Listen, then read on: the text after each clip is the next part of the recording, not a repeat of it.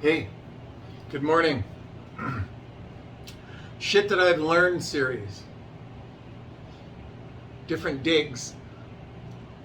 There's a common theme that goes on a lot of the shit that I've learned um, that will percolate up as we go through it.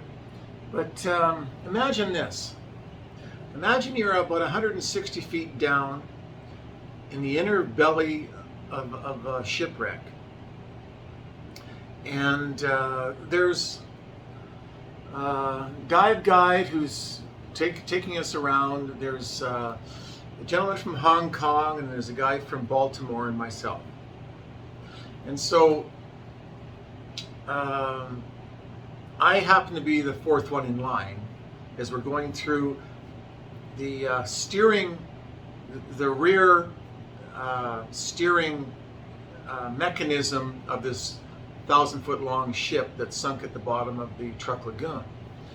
And so you enter it through a small square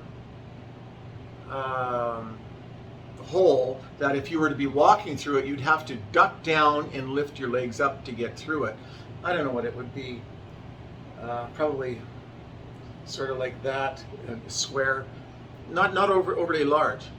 And so we get inside of it, and of course I'm fourth in line, and on shipwrecks, there's a lot of silt that's been, and debris that's deposited on walls, ceilings, floor, and you have to really know how to frog kick in just a little flutter of your fins, so that you're not disturbing that and getting it all murky and silty. Well, the gentleman from Hong Kong was fluttering away and knocking shit off the ceiling and the sides, and it soon became very, very hard to see.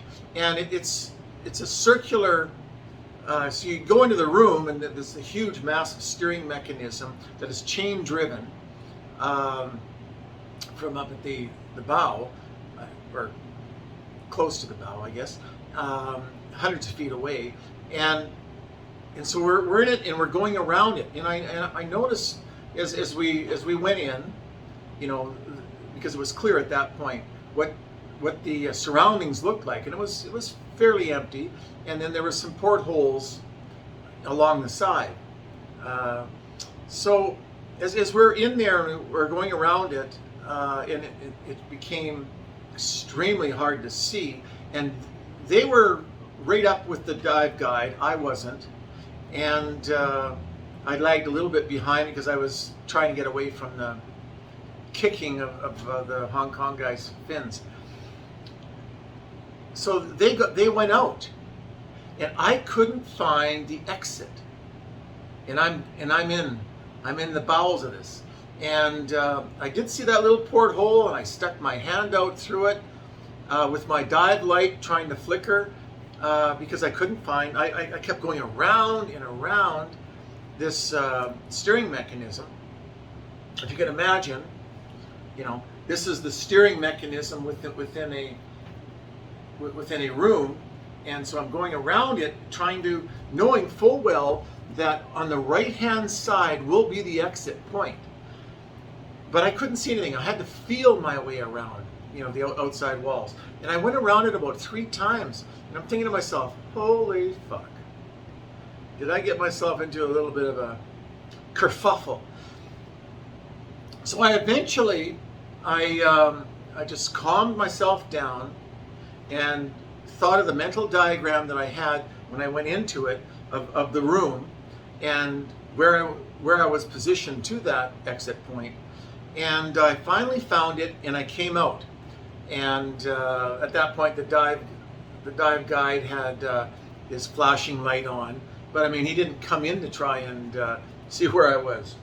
So that was a situation that could have turned deadly if I started sucking a lot of air really quickly. I could have drained my tank, because I'm at 160 feet. You don't have a lot of time down there, and I'm breathing air. Because nitrogen won't work at that depth, which will give you a little bit longer bottom time. But so what did I learn?